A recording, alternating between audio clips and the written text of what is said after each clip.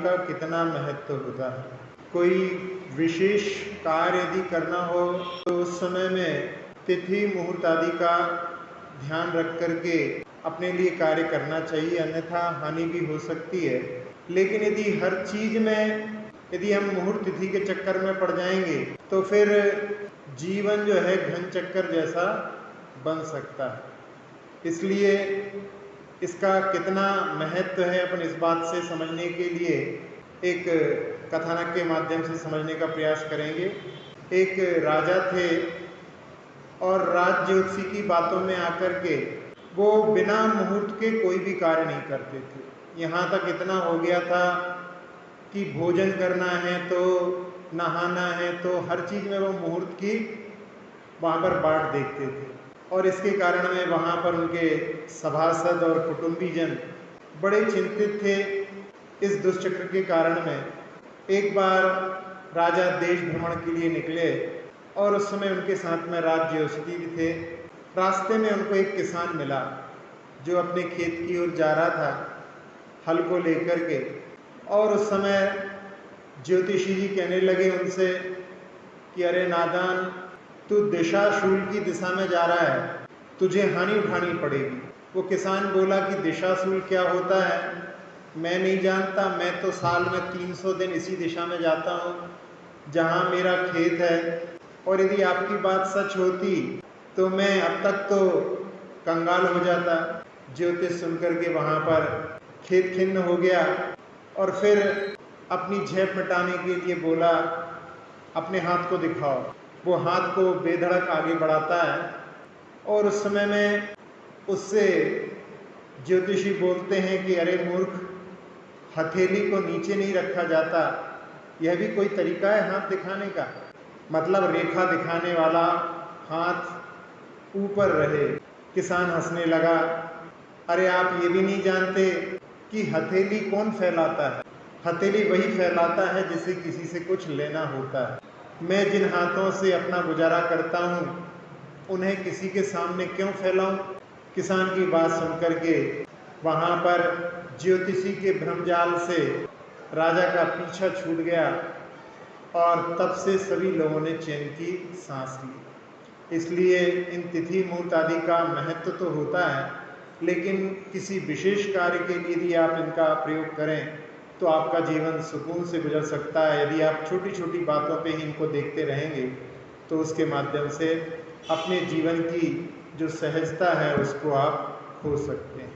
अगला प्रश्न है, वृक्ष, पशु और मनुष्य में क्या अंतर है?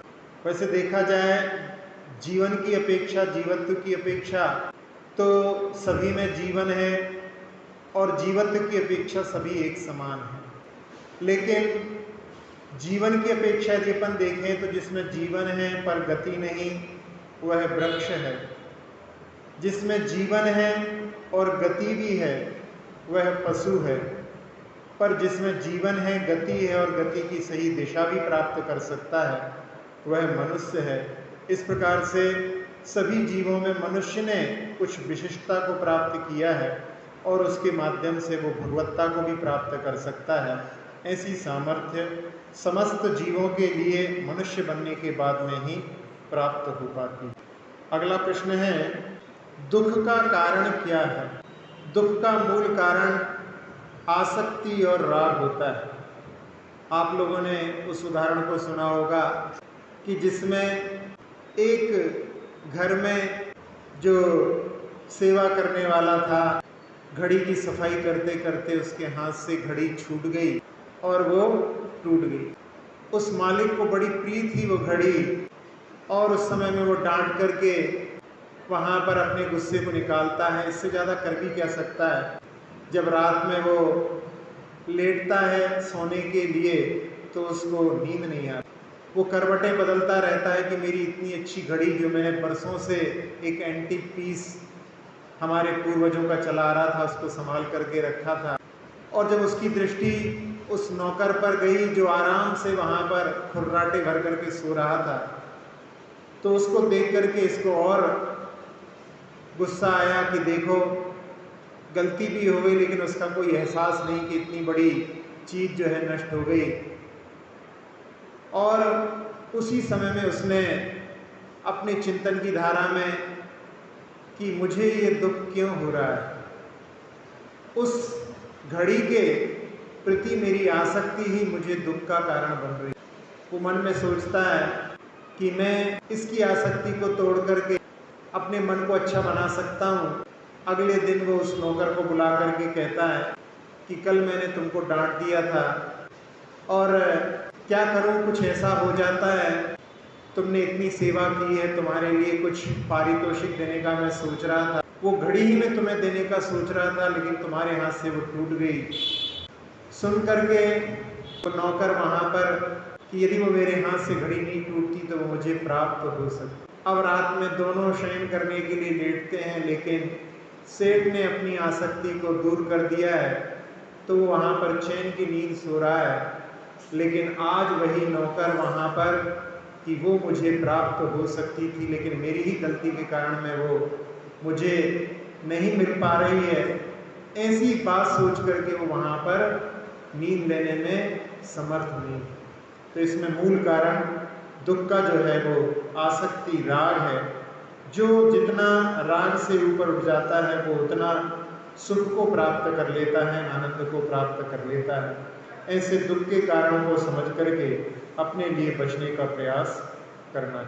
अगला प्रश्न है, क्या निर्वाण कांड रात में भी पढ़ सकते हैं? निर्वाण कांड निर्वाण भक्ति का पद्यानुवाद है।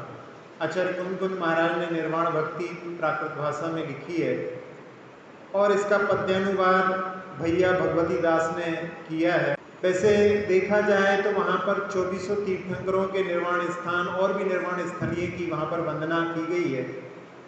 जब साधु प्रतिदिन तीनों संध्या काल में भगवान की स्तुति करते हैं, आचार्य श्री स्वयंभू स्तोत्र का पाठ तीनों संध्या काल में करते हैं, और उसमें कई साधु जब स्तुति करते हैं तो शिखर जी की टोंकों के अनुसार भी स्तुति करते हैं। तो तीनों संध्या काल में जब स्तुति कर सकते हैं, इस दृष्टि से देखा जाए तो तीनों संध्या काल में भगवान की स्तुति करने के लिए जिसको पढ़ा जाए तो सर्वश्रेष्ठ है। वैसे भक्ति कभी भी की जा सकती है। यदि श्रावक प्रातः काल में यदि भगवान की भक्ति, भगवान की आराधना करता है, वंदना करता है, तो उस समय में उसका मन जो है अच्छी तरह से उसको करने में समर्थ होता है। दिन भर उन कार्यों में व्यस्त रहने के बाद में उसमें उतनी जो है ताजगी नहीं रह पाती है। इसलिए सर्वश्रेष्ठ तो ये कि भगवान की जहाँ पर तीर्थ की वंदना आदि के बारे में है, निर्वाण कांड के बारे में है, प्रातः काल का समय सर्वश्रेष्ठ है। अगला प्रश्न है, णमोकार में ण का उच्चारण कैसे करें, कहाँ से निकलता है? पहले भी इसके बारे में बताया था कि हिंदी की जो वर्णमाला है उसमें अक्षरों का कहाँ कहाँ से उत्पादन होता है, ये व्याकरण के ग्रंथों में इसका वर्णन आता है। क वर्ण का और आ का उच्चारण अपने कंठ से होता है। फिर च वर्ग जो होता है उसका उच्चारण तालु से होता है। जब जिह्वा का अग्रभाग दांतों के पीछे ऊपर लगता है वो तालु कहलाता है। तो वहाँ पर च, छ, ज, झ, य और वहीं से श का भी उच्चारण होता है जो तालम पे श कहलाता है। फिर टावर्ग जो होता है, जब अपनी जिह्वा का अग्रभाग ऊपर लगता है तब वो टावर का उच्चारण करता है। आप लोग देख भी सकते हैं, टा, ठा, डा, ढा, णा, यहाँ पर जिह्वा जो है ऊपर लगती है और उस समय वहाँ पर मूर्धन्य श का भी उच्चारण होता है जिसको षट्कोण का सा बोलते हैं। फिर तावर्ग के लिए यदि अपन देखें तो दांतों के माध्यम से तावर्ग का ता, था, दा, धा, ना, और जो दंत सा कहलाता है उसका भी उच्चारण दांतों के माध्यम से होता है। और आखिरी में पावर्ग जो होता है वो होठों के माध्यम से पा, फा, बा, भा, मा, पावर का उच्चारण होठों से होता है। एक व्यंग भी इसमें अपन समझ सकते हैं। एक जो कन्या है लिपस्टिक लगाती है, वो अपने पिता के लिए पापा नहीं बोलती, वो डैड बोलती है।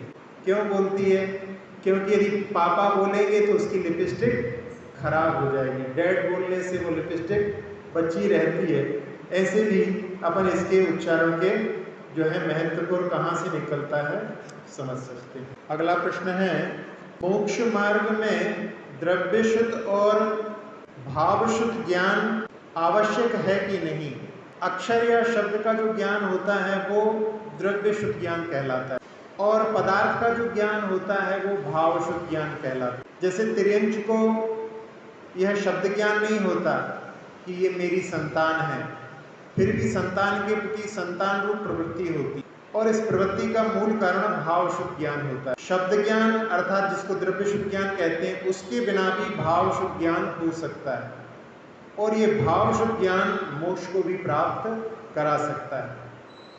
जैसे शिवभूति मुनि के बारे में आता है कि जिन्होंने 5 समिति और 3 गुप्ती रूप जो अष्टप्रवचन मातृका कहलाती हैं, उस प्रमाण भी उनके पास में द्रव्य शुद्ध नहीं था, लेकिन भाव शुद्ध ज्ञान पूरा था। कौन सी समिति का कैसे पालन करना है उस समिति को समझा नहीं सकेंगे, लेकिन उस समिति का पालन है, भाव शुद्ध ज्ञान उनके पास में था।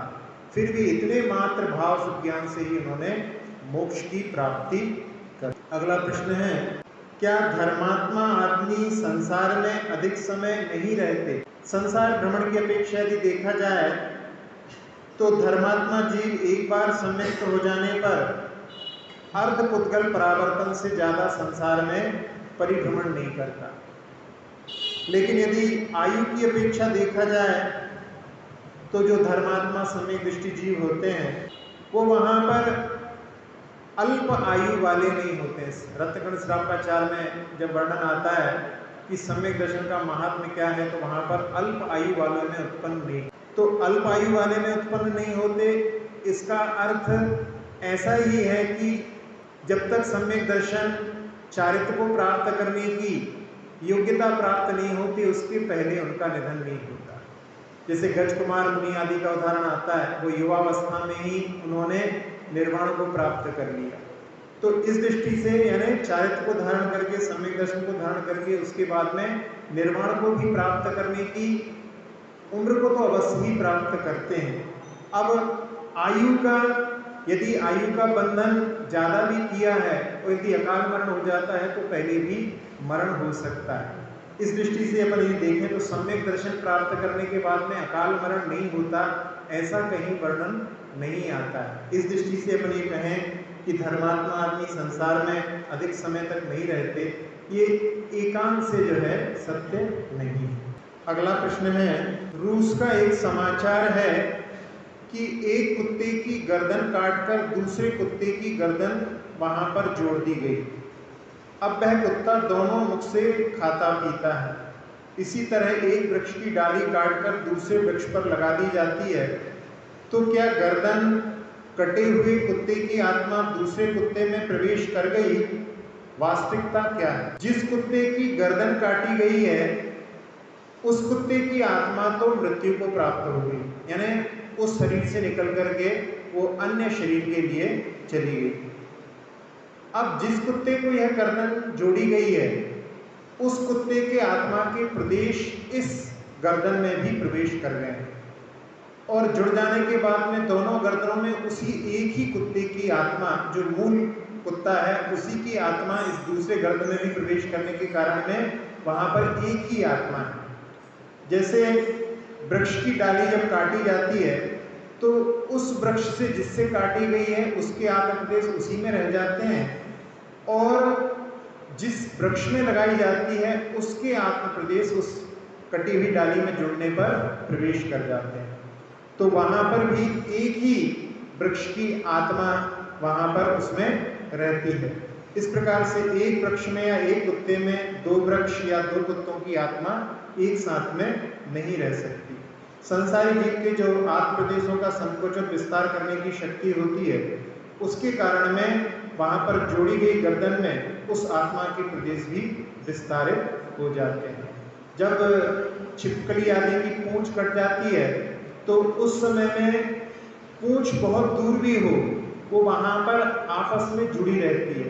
फोटोग्राफी के माध्यम से उसके फोटो भी आ जाते हैं और वो वहां पर तड़पती रहती है और बाद में थोड़े समय के बाद में से उसमें आत्मा के प्रदेश इसी में प्रवेश कर जाते हैं, फिर बाद में फोटो भी नहीं आता और फिर वहाँ पर उसमें हलन चलन भी नहीं होता। नहीं, एक कुत्ते का जिसका जो गर्दन काट करके दूसरे में लगाई है, वो जीवित में उसको लगाई है, तो वो वहाँ पर उसकी आत्मा के प्रदेश उसमें भी प्रवेश करके दो उसके बन गए हैं। अगला प्रश्न है, महाकवि हरिश्चंद्र क्या जाति से जैन नहीं थे? एक 10वीं शताब्दी के कवि हुए हैं महाकवि हरिश्चंद्र।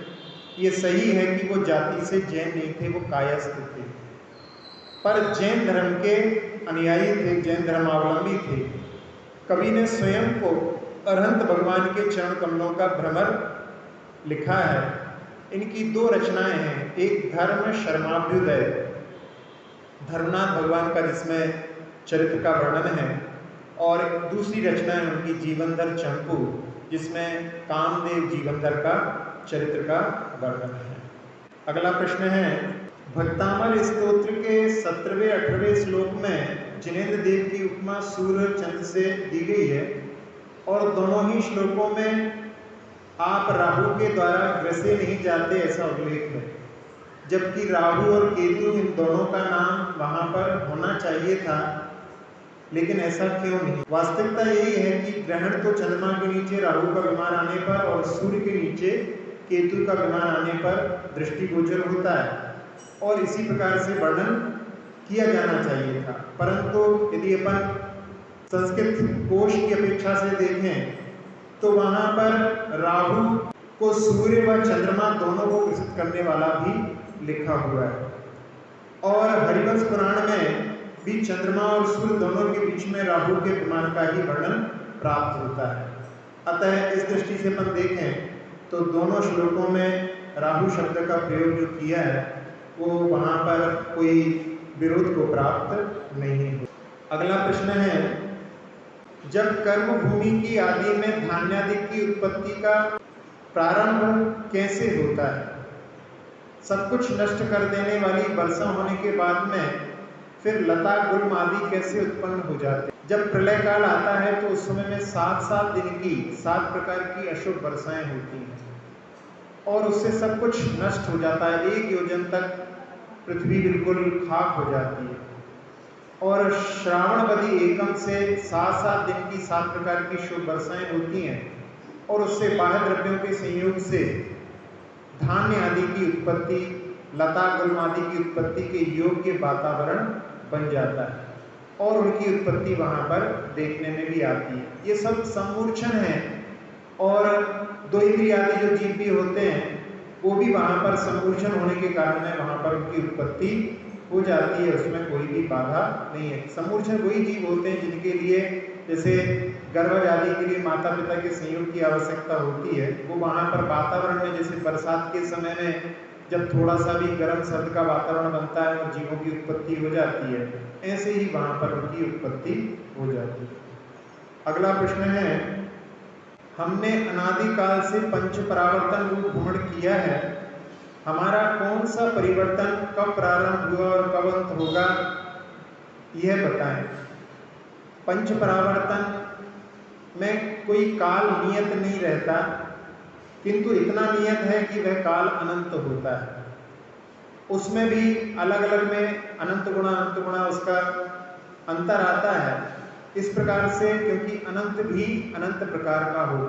अब इसमें ये कैसे कह सकते हैं अपन कि वो कब प्रारंभ हुआ कब समाप्त होगा, क्योंकि अपने पास में अनंत को जानने की सामर्थ्य नहीं है। अनंत को जानने की सामर्थ्य अनंत ज्ञानी के पास में, केवल ज्ञानी के पास में ही होती है। मति और शुद्ध ज्ञान के माध्यम से केवल हम संख्यात को जान सकते हैं, अवधि ज्ञान और मनःप्रय ज्ञान के माध्यम से हम असंख्यात को भी जान सकते हैं, लेकिन केवल ज्ञान के बिना अनंत को जानने की सामर्थ्य नहीं है। इसलिए अनंत ज्ञानी का, केवल ज्ञानी का ही विषय है, वो ही इसके बारे में बता सकते हैं, वो ही इसके बारे में जान सकते हैं। अगला प्रश्न है, बृहद द्रव्य संग्रह में समुदाय पातनिका शब्द बार बार आता है, इसका क्या अर्थ होता है? पातन शब्द से पातनिका बना है, पातन का अर्थ होता है डालना। आगे जो कुछ कहा जाने वाला है, श्लोक अथवा गाथा या सूत्र किस विषय में डाला जाए, इसकी सूचना देने वाला ये पातनिका शब्द होता है।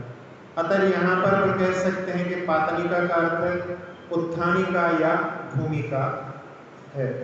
अगला प्रश्न है, चोर चोरी से तो जाए पर हेरा फेरी से नहीं, इसका क्या अर्थ होता है? ये एक कहावत है और इस कहावत में की आदत जो पड़ जाती है वो आसानी से नहीं जाती। बुरी आदतें पड़ जाती हैं तो फिर वो व्यक्ति उन आदतों के वशीभूत होकर के उन आदतों को कभी कभी नहीं भी सोचता है और वैसे कार्य कर जाता है। इंग्लिश में आदत के लिए कहते हैं हैबिट। हैबिट शब्द भी यदि अपन देखें तो हैबिट में से यदि एच को हटा दें तो वहाँ पर एबिट बचता है, उसका अर्थ भी कुछ होता है। यदि अपन ए को भी हटा दें तो बिट बचता है, उसका भी कुछ अर्थ होता है। बी हटा दें तो इट का अर्थ ये होता है, और उसमें से यदि आई को हटा दें तो टी बचता है, और टी का अर्थ चाय होता है। चाय की आदत तो कितनी लगती है सब लोग जानते हैं। तो ऐसी जो आदत होती है वो एक बार पड़ जाती है तो वो छूटती नहीं है, ये इसका अर्थ है। ये एक चोर की कथा के बारे में है। एक चोर था, एक बार वो एक साधु की कुटिया में चोरी करने के लिए गया और साधु ने उसको देख लिया और साधु ने उससे पूछा कि वत्स क्या चाहते हो? वो भूखा था, उसने कहा कि मुझे भूख लगी है। साधु ने जो कुछ भिक्षा में प्राप्त किया था उसको वहाँ पर खिला दिया और वो वहाँ पर ये देख करके, उनके वात्सल को देख करके उनके चरणों में गिर करके और वहाँ पर ऐसा बिल्कुल परिवर्तित हो गया कि उन्हीं के पास में रहने लगा। धीरे धीरे परिवर्तन आया और एक बार वो कहीं पर संत समागम में गए हुए थे, वहाँ पर बहुत सारे साधुओं का मिलना हुआ और वहाँ पर कुछ उनमें गांजा भी लेने वाले, नशा भांग लेने वाले भी थे और उनके साथ में संपर्क में इसकी पुरानी जो है आदत फिर से चोरी की प्रकट हो गई और उसने वहाँ पर चोरी तो नहीं की लेकिन हेरा फेरी करना वहाँ पर प्रारंभ कर दिया। जब सब लोग भोजन करने के लिए जाते थे तो उनकी खड़ाऊ वो इधर से उधर से इधर कर देता था और उसकी जो खड़ाऊ वहाँ पर से व्यवस्थित रहती थी। तो उनके गुरु के पास में शिकायत पूछी और पहुँचने पर उन्होंने पूछा तो उसने कहा कि मेरी जो आदत पड़ गई है वो अभी तक गई नहीं है, लेकिन अब आपके आशीर्वाद से वो भी दूर हो जाएगी। धीरे धीरे वो सुधर गया। लेकिन इसमें जो कहा गया है कि चोर चोरी से तो जाए पर हेरा फेरी से नहीं, ये उस कहावत का अर्थ है। अगला प्रश्न है, निमित्त और नैमित्तिक का क्या स्वरूप होता है? कई बार कहते हैं पर निमित्त नैमित्तिक संबंध है, निमित्त नैमित्तिक संबंध है, लोग समझ नहीं पाते हैं। तो उसके लिए जो कुछ पर्याय उत्पन्न हो रही है वो नैमित्तिक कहलाती है। किसी निमित्त के माध्यम से उत्पन्न हुई है तो वो नैमित्तिक कहलाती है और उस पर्याय की उत्पत्ति में जो कुछ सहकारी होता है वो निमित्त कहलाता है। जैसे मिट्टी है और उसको कुंभकार घड़े के रूप में परिवर्तित कर रहा है, तो जो घड़ा बना वो नैमित्तिक हो गया और कुंभकार उसमें निमित्त हो गया। तो इस प्रकार से ये निमित्त और नैमित्तिक ये इन दोनों का संबंध रहता है। अगला प्रश्न है, शब्द गुण होता है कि पर्याय? यदि अपन शब्द को गुण माने तो गुण कभी भी नष्ट नहीं होते। स्पर्श रस आदि के समान शब्द भी प्रत्येक अवस्था में रहना चाहिए, जबकि ऐसा होता नहीं है। स्कंदों के परस्पर में आपस में टकराने से शब्द की उत्पत्ति होती है और शब्द की योग्य वर्णाएं इस पूरे लोक में ठसाठस भरी हैं। जहाँ जहाँ उनको बहिरंग कारण सामग्री मिल जाती है वहाँ वहाँ वे भाषा वर्णाओं के रूप में जो शब्द रूप में परिणत होकर के आ जाती हैं और शब्द के योग्य जो उपादान कारण वो भाषा वर्णाएं हैं, किंतु निमित्त कारण के अभाव में वे शब्द के रूप में हर जगह प्रणमन नहीं करती। जहाँ जहाँ उनको निमित्त मिल जाता है वो वहाँ पर भाषा वर्णाएं शब्द रूप में प्रणमन कर जाती हैं, अन्य वर्णाएं शब्द के रूप में प्रणमन नहीं करती। तो अंतरंग और बहिरंग दोनों कारणों के माध्यम से शब्द की उत्पत्ति होती है। इसलिए शब्द गुण नहीं हो सकता, वह तो पर्याय है क्योंकि गुण की उत्पत्ति या विनाश कभी नहीं होता, गुण हमेशा बना रहता है। गुण में जो विकार होता है उसको वहां पर पर्याय कहा जाता है। अगला प्रश्न है, ज्ञानावर्णी कर्म की उत्कृष्ट स्थिति 30 कोड़ाकोड़ी सागर कही है, तो क्या उन स्कंदों के परमाणु 30 कोड़ाकोड़ी सागर तक उसी रूप में बने रहते हैं, अलग अलग नहीं होते हैं? जब कर्म बनता है तो वहां पर प्रत्येक कारण वर्णा में अनंत परमाणु होते। जब कोई ज्ञानावर्णी कर्म का तीव्रतम कसाय के साथ में बंद करता है तो उस समय में वो 30 कोड़ाकोड़ी सागर की स्थिति उसमें पड़ती है, और एक कोड़ाकोड़ी सागर में 100 वर्ष की आवादा रहती है। इस दृष्टि से देखा जाए तो 3000 वर्ष उसमें आवादा रहती है। उसके बाद में जो शेष स्थिति काल है उसमें उन समयों में प्रति समय में उस कर्म के अनंत परमाणु रूप स्कंद वहां पर क्रम से जम जाते हैं और फिर क्रम से ही वो उदय में आते रहते हैं। सबसे अंतिम समय में अर्थात 30 कोड़ाकोड़ी सागर पूर्ण होने पर अंतिम समय में जो कर्म उदय में आएगा उसमें भी वहां पर अनंत परमाणु रहते हैं और वे परमाणु 30 कोड़ाकोड़ी काल तक वहां पर उस प्रकार से बंधे रहते हैं। ये तो सामान्य स्थिति हो गई। जब कभी उत्कर्षण अपकर्षण आदि के माध्यम से जैसे कोई सम्यक दर्शन प्राप्त करने का पुरुषार्थ करता है तो बंधे हुए कर्म वहां पर अंतर कोड़ाकोड़ी में भी परिवर्तित सत्ता में भी हो जाते हैं। अगला प्रश्न है, एक निगोद में रहने वाले अनंत जीवों को दुखानुभव एक प्रकार का होता है या उसमें कुछ अंतर भी पड़ता है? एक निगोद में वहां पर अनंतानंत जीव रहते हैं और वे सभी जीव एक से परिणाम वाले नहीं होते, सबके परिणाम अलग अलग होते हैं। किसी के तीव्र होते हैं, किसी के मंद होते हैं, और उनके जैसे तीव्र मंद परिणामों के अनुसार ही वो नवीन कर्मों का बंधन करते हैं। और जब कर्मों का उदय भी आता है तो फिर उस प्रकार से जैसा बांधा है उसी प्रकार से भिन्न भिन्न अनुभाग वाला उनके उदय में आता है, उसके अनुसार ही वो वहाँ पर सुख दुख का भेदन करते हैं। और परिणामों की इस विभिन्नता के कारण ही निगोद जीव कोई तिर्यंज गति में जाते हैं, कोई वहाँ से निकल करके मनुष्य गति में भी जाते हैं। यदि सबके एक से परिणाम होते तो सब एक ही गति में जाते। इससे निश्चय है कि यहाँ पर सभी के परिणाम और सुख दुख का अनुभव जो होता है वो भिन्न भिन्न ही होता है। अगला प्रश्न है, भगवान की भक्ति में भाषा का प्रभाव पड़ता है क्या? भाषा का प्रभाव नहीं पड़ता, भावों का अवश्य भगवान की भक्ति में प्रभाव पड़ता है। किस भाषा को जानते हैं, किस भाषा को बोलते हैं, ये महत्वपूर्ण नहीं है। वहाँ पर यदि अच्छी भावनाओं के साथ में, विशुद्ध भावनाओं के साथ में, समर्पण भाव के साथ में यदि भगवान की प्रार्थना की जाती है तो वो सार्थक कहलाती है। एक बालक छोटा सा भगवान की प्रार्थना करने के लिए आया और कुछ बुदबुदा करके चला गया। किसी ने पूछा तुम क्या बोल रहे थे? तो उसने कहा कि मैं प्रार्थना कर रहा था। पूछा उससे तुम्हें प्रार्थना आती है?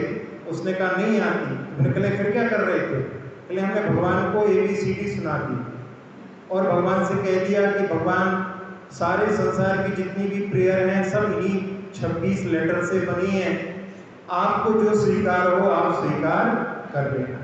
तो वहाँ पर ये भी भावों से भरा हुआ इस प्रकार से भी इसने कार्य किया है तो वो भी प्रार्थना के अंतर्गत आ सकता है। लेकिन यदि कोई वहाँ पर कोई आर्टिफिशियल इस प्रकार का कार्य करे कि हम भी ऐसे ही वहाँ पर ABCD बोल दें तो वहाँ पर कृत्रिमता से भरा हुआ कार्य, वहाँ पर जब बनावटी बना जाता है तो फिर वहाँ पर भक्ति नहीं रहती है, वहाँ पर भावनाएं सूख जाती हैं। इसलिए भाषा का ज़्यादा प्रभाव नहीं, भावों का ज़्यादा प्रभाव।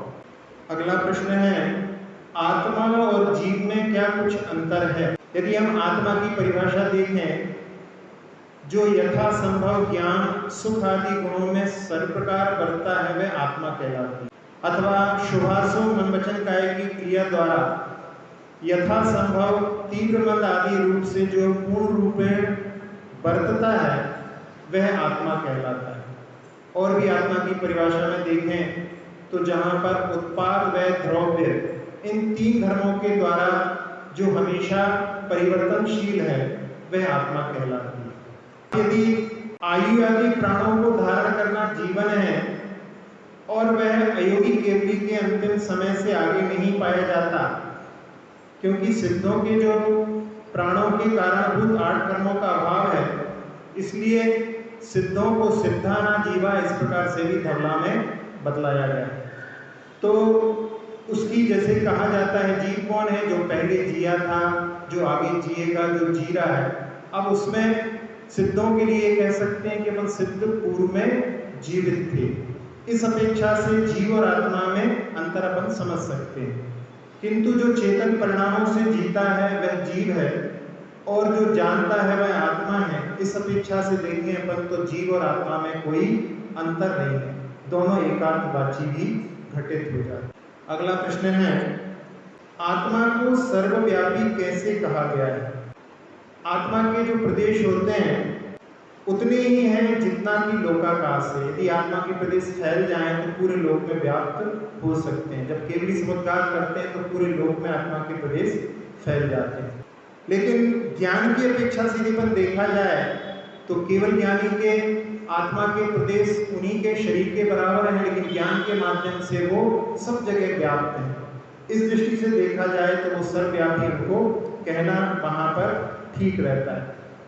आत्मा जो है वो ज्ञान प्रमाण है और ज्ञान में ये सब कुछ झलक रहा है, इसलिए वहां पर ऐसा भी कह दिया जाता है कि आत्मा सब जगह व्याप्त है। अन्य मत में ऐसा मानते हैं कि भगवान सब जगह व्याप्त है, लेकिन ज्ञान की अपेक्षा से यदि अपन देखें तो आत्मा के ज्ञान में सब कुछ झलक रहा है, उस दृष्टि से वो सब जगह व्याप्त है। वास्तव में जब केवली समुद्घात करते हैं उस समय में ही उनकी आत्मा सब जगह व्याप्त नहीं, केवल लोकाकाश में ही व्याप्त रहती है, अलोकाकाश में व्याप्त नहीं रहती, क्योंकि अलोकाकाश में कभी कोई जा नहीं। अगला प्रश्न है, नमोकार मंत्र के अतिशय की कोई घटना सुनाइए। नमोकार मंत्र के अतिशय की बहुत सारी पौराणिक घटनाएं तो आप लोगों के लिए मालूम होगी। एक घटना अभी हम पढ़ रहे थे, डॉक्टर नेमीचंद जी ने अपने नमोकार मंत्र अनुशीलन में लिखी है कि एक व्यक्ति थे कलकत्ता के बेलगछिया के, कुछ मित्रों के साथ में वो कलकत्ता से थुबोन जी के दर्शन करने के लिए आए हुए थे। पुराने जमाने की बात है। और उस समय जब वो लौटने लगे तो वहाँ पर जहाँ उनको स्टेशन पर जाना था, पुराना जमाना था तो कच्चे रास्ते से वो जा रहे थे और उस समय में अंधेरा हो गया, उनको रास्ता सूझ नहीं रहा था। तो वो अब कैसे बढ़े, जंगल का रास्ता है, तो उन्होंने कहा कि एक जगह बैठते हैं, पर अब रास्ते नहीं सूझ रहा तो कहाँ जाएंगे। और वहाँ पर उन्होंने सोचा कि अपने पास में केवल नमोकार मंत्र ही एक सहारा है और उन्होंने सबने वहाँ पर उसका जाप और पाठ आदि वहाँ पर किया। आधा घंटा वो लोग इसी में लगे रहे और उसी समय एक व्यक्ति वहां पर आकर के कहने लगा कि आप लोग रास्ता भटक गए हैं, चलो मैं आपको रास्ता बता देता हूँ। ये जंगल है, यहाँ पर यदि कोई भटक जाए तो बरसों निकलना यहाँ से संभव नहीं है, इसलिए मैं बताता हूँ, आप लोग मेरे पीछे पीछे हट जाओ। वो बहुत आगे आगे चलता चलता और उनको वहाँ पर रेलवे स्टेशन तक ले गया। वहाँ पर जब प्रकाश आदि देखने लगा तो उनको लगा कि बहुत मंजिल पर पहुँच गए। वो व्यक्ति बहुत आगे आगे था, उन्होंने सोचा कि इसको पकड़ लें अपन, इसको कुछ पारिश्रमिक दे दें, भाई इसने अपने को रास्ता बताया है। लेकिन वो व्यक्ति वहाँ पर उनको नजर नहीं आया। तो इस प्रकार से वहाँ पर उन्होंने सोचा कि वो कोई दिव्य शक्ति ही थी जो वहाँ पर उनके लिए इस प्रकार से सहायता करने के लिए वहाँ पर प्रकट हुई थी। तो ये वहाँ पर नमोकार मंत्र का उन्होंने एक संस्मरण उसमें दिया हुआ।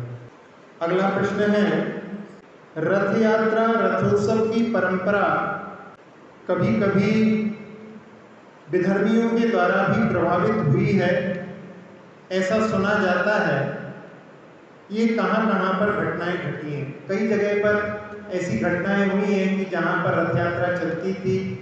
जब अंग्रेजों का काल था, मुस्लिमों के काल के समय में भी कई जगह रथ यात्राएं बंद हुई थी। एक घटना पानीपत की कि जहाँ पर मुस्लिम बाहुल्य होने के कारण में वहाँ पर उन्होंने विरोध कर दिया कि आप लोग रथ यात्रा नहीं निकाल सकते। और उस समय वहाँ के जो जैन थे बड़े ही क्षुब्ध थे कि हम इस उत्सव पर हर साल निकालते हैं, हमको मना कर दिया। और उन्होंने दिल्ली में सेठ सुरजन जी थे, जिनका वहाँ पर जो अंग्रेजों का शासन था उनसे भी संबंध थे, और उन्होंने उनसे वहाँ पर निवेदन किया मंडल में जाकर के। उन्होंने कह दिया कि 2 दिन पहले मैं आपके यहाँ पर आऊँगा और आप लोग रथ यात्रा की तैयारी करें। अभी कहीं से कोई आज्ञा नहीं मिली थी, लेकिन मुस्लिम लोग विरोध कर रहे थे, तो उन्होंने वहाँ पर 2 दिन पहले वहाँ पर पहुँच गए और उन्होंने वहाँ पर पहुँच करके मुस्लिम भाइयों के लिए अपने पास बुलाने के लिए संदेश भेजा। और उन्होंने वहाँ पर जाने का मन तो नहीं था, लेकिन वो सरकारी आदमी ऐसा सोच करके जाना ही पड़ेगा, लेकिन हम रथ तो उनका निकलने नहीं देंगे, ऐसा सोच करके उन्होंने कुछ जो कसाई थे उनको आगे करके और जो खून से लथपथ थे उनको आगे रख करके, और वो सारा उनका मंडल वहाँ पर आगे उनसे मिलने के लिए बढ़ने लगा। और जो सेठ सुरजन जी थे उन्होंने उस स्थिति को भांप लिया और वो बहुत दूर थे और वहाँ से दौड़ते हुए गए, और उनमें जो आगे आगे जो खून से लथपथ भी थे उन सबको गले लगा करके अपने उनके वस्त्रों का ध्यान ना दे करके और उनसे बहुत अच्छी तरह से वहाँ पर मिलने लगे। और उनको वहाँ पर देख करके उनके लिए बड़ी वहाँ पर ग्लानि महसूस हुई उनके लिए कि देखो ये तो इतने सरकारी आदमी और हमसे मिलने के लिए, अरे हम आपके पास आ ही रहे थे। उनके अंदर वहाँ पर परिवर्तन आ गया और वो लोग, कई लोग तो उनके चरणों में भी नमन करने लगे, गिरने लगे। फिर उसके बाद में वहाँ पर पहुँचे और उस समय में कि आपके वस्त्र खराब हो गए, तो कह रहे वस्त्र तो फिर भी धुल जाएंगे, लेकिन आप भाइयों से मिलन कहाँ बार बार होता है। जब ऐसी बात कही तो उनके हृदय में और परिवर्तन आ गया, और उसके बाद में फिर उनसे कहा कि वैसे आज्ञा तो नहीं है कि यहाँ पर रथ चलाया जाए, यदि आप लोग यदि कह दो तो यहाँ पर रथ चलाया जाए। तो उनके मन में इतना परिवर्तन आ चुका था, तो उन्होंने कहा कि रथ यहाँ पर बड़े जोर शोर से चलाया जाएगा, और उस रथ में इस बार आप घोड़ों को नहीं, हम लोग उस रथ में जुटेंगे और आपका रथ वहाँ पर चलवाएंगे। और उसके बाद में जहाँ जहाँ उनकी मस्जिदें थी वहाँ पर उसका रथ यात्रा का सम्मान हुआ। इस प्रकार से वहाँ पर जो सेठ ने सद्व्यवहार के माध्यम से उनके हृदय में भी जिन्होंने विरोध किया था उसको भी वहाँ पर जीत लिया। एक बार जगनमोहन लाल जी ने भी एक जगह पर, मध्य प्रदेश की घटना है, वहाँ पर जो जिन लोगों ने विरोध किया था उन लोगों ने सभी ने वहाँ पर अपने अपने प्रतिष्ठान बंद रखे, कोई इसमें शामिल नहीं होगा। उस समय में बड़े पंडित जी ने वहाँ पर प्रवचन में कहा कि देखो, अपन लोगों से बोलते हैं कि अपने उत्सव के समय में प्रतिष्ठान बंद रखना चाहिए, अपने लोग तो बंद नहीं रखते। देखो इन लोगों ने कितना अच्छा समर्थन किया अपना कि अपने अपने प्रतिष्ठान बंद रखें। जैसे ही हम लोगों ने सुना तो हम लोगों ने सब लोगों ने अपने प्रतिष्ठान खोल लिए, भले ही उस बात से, लेकिन वहाँ पर उसके माध्यम से जो उत्सव होना था उसमें वहाँ पर रौनक आ गई थी। ऐसी कई घटनाएं घटती हैं, उसमें इस प्रकार के व्यवहार के माध्यम से वहाँ पर परिवर्तन भी आ जाता है। अगला प्रश्न है, देव द्रव्य का उपयोग व्यापार आदि में कर सकते हैं क्या? देव द्रव्य यानी जो मंदिर का धन होता है उसका उपयोग कभी भी व्यापार आदि में नहीं करना चाहिए। जैसे कि किसी ने उसका ब्याज पर लेकर के या बिना ब्याज पर उस धन का प्रयोग कर लिया, और यदि उस व्यक्ति की बीच में मृत्यु हो गई तो फिर कौन चुकाएगा? क्योंकि अक्सर ऐसा होता है कि पुत्र भी पिता के कर्ज को चुकाने के लिए मना कर देते हैं। यदि ऐसी स्थिति बनेगी तो देव द्रव्य का वो लेकर के जो गया है, प्रयोग किया है, यदि मरण को प्राप्त हो गया तो उसके लिए दुर्गति के अलावा कुछ भी प्राप्त नहीं होगा। इसलिए कभी भी देव द्रव्य का प्रयोग व्यापार आदि के लिए नहीं। अगला प्रश्न है, संगठन में शक्ति है लेकिन व्यक्ति समझ क्यों नहीं पाता? स्वार्थ के कारण में ऐसी स्थिति होती है कि व्यक्ति सबके हित की बात को नहीं सोच पाता। एक समृद्ध परिवार था जहाँ पर 2 भाई थे। पिता के मरण के बाद में बंटवारे की बात आई, और उस समय में महीनों तक वहाँ पर लिस्ट बनती रही। एक भी ऐसी लिस्ट नहीं बन पाई कि जिस पर दोनों हस्ताक्षर कर दें, उसको स्वीकार कर लें। फिर क्या था, वहाँ पर छोटी छोटी बातों पर उनके बीच में लड़ाई हो रही थी। एक कहता था कि ये माँ के गले का हार तो मैं ही लूँगा। उन्होंने अपनी भाभी जो बहू है उसके लिए मुझे दे रखा है, और तुम तो कभी माँ को पसंद करते ही नहीं थे। एक बोलता है कि ये मकान का ऊपरी हिस्सा तो मैं लूँगा, दूसरा कहता है कि मैं नीचे घुट करके मरूंगा क्या। फिर कहते हैं दुकान पर तो मैं बैठूंगा। इस प्रकार से उनमें आपस में वहाँ पर लड़ाई चल रही थी, और जब देखा कि कोई फाइनल नहीं हो पा रहा है तो पंचों को बुलाने की बात वहाँ पर आई, और बड़ी मुश्किल से पंच तैयार किए गए, और उन लोगों ने कि कल इसका अपन निर्णय करेंगे, आज तो आप सब लोग दोनों भाई यहाँ से इस घर को खाली करें, घर से निकलो। और उन्होंने उसके बाहर 5 ताले 5 पंचों ने लगा दिए, और उसके बाद में दोनों भाइयों ने भी एक एक ताला उसके ऊपर जड़ दिया। अब कल इसमें निर्णय होगा ऐसे सोच करके सब लोग चले गए, लेकिन कुछ ऐसे भी लोग होते हैं जो दरवाजों से प्रवेश करते नहीं है। ऐसे चोर भाइयों ने रात में पूरे घर की जो है दौलत साफ कर दी। जब दूसरे दिन वहां पर पंच लोग आए और उन्होंने सब लोगों ने मिलकर के जब खोला तो देखा वहां पर सारी दौलत साफ हो चुकी थी, कुछ भी उनके लिए नहीं मिला। और उस समय में उन्होंने कहा कि भाई अब दौलत तो नहीं है, लेकिन कमरों को ही बांट देते हैं। तो उस समय में बड़े भाई ने कहा कि मैं तो शहर चला जाऊंगा, तुम रहो यहाँ पर अपनी गृहस्थी को आबाद करो। और उसकी इस बात को सुन करके वहाँ पर छोटा बोलने लगा कि आप दुकान पर बैठो। पहले जो मना करता था कि मैं दुकान पर बैठूंगा, अब आप दुकान पर बैठो। और ऐसा बोलते बोलते वहाँ पर कि भाई अब जा रहा है छोड़ करके, तो उसकी आंखों में आंसू आ गए, और दोनों भाई वहाँ पर गले मिल करके रोने लगे। कुछ लोग वहाँ पर कहने लगे भैया ये राम भरत का मिलाप पहले कर लेते तो ये सारी स्थिति निर्मित नहीं होती। लेकिन वहाँ पर कुछ लोगों ने कहा कि चलो ठीक है, जब समझ में आई तब आई। लेकिन इस प्रकार के संगठन के अभाव में वहाँ पर उनकी अपनी जो संपदा थी वो सारी वहाँ पर लुट गई।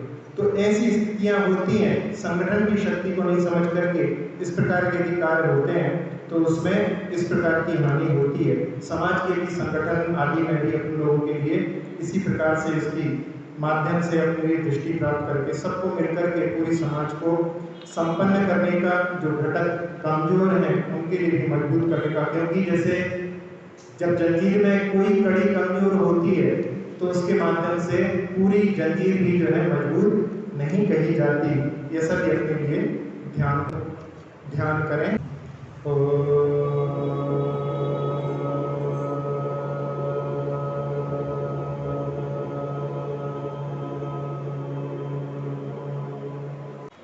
प्रणव मंत्र के माध्यम से मन पूरी तरह से शांत हो चुका है। अपने मन रूपी पंछी को उड़ान देते हुए पहुंचते हैं क्षेत्र मक्सी पार्श्वनाथ। पार्श्वनाथ भगवान की अति मनोज्ञ प्रतिमा, लेकिन अपने संगठन के अभाव में, अपनी जागरूकता के अभाव में उस क्षेत्र का बहुत सारा भाग अन्य लोगों ने अपने कब्जे में कर लिया है। और उस मंदिर की जो पार्श्वनाथ भगवान की मूलनायक की प्रतिमा है वो भी थोड़े समय के लिए ही हमारे लिए आराधना के लिए उपलब्ध होती है। ये भगवान के ऊपर पार्श्वनाथ भगवान ने तो अपने उपसर्ग को जीत करके और केवल ज्ञान को प्राप्त कर लिया, लेकिन अभी भी उनकी उस दिव्य प्रतिमा के ऊपर उपसर्ग जैसा ही हो रहा है। उसकी वीतरागता वहाँ पर परिवर्तित की जाती है। और भी वहाँ पर कई भव्य जिनमें हैं, उन सब की ऊर्जा को आह्वान करने के लिए पुनः एक बार उनका नाद करते हैं।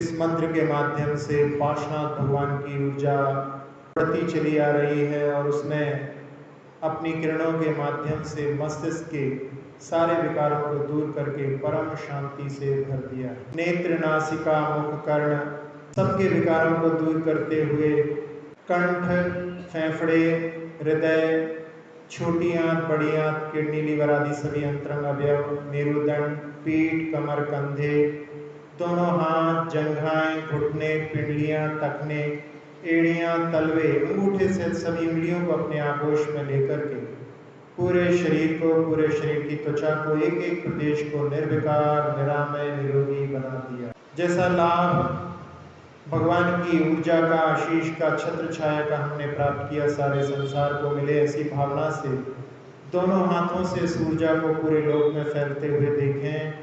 सुखी रहें सब जीव जगत की, कोई कभी ना घबरावे।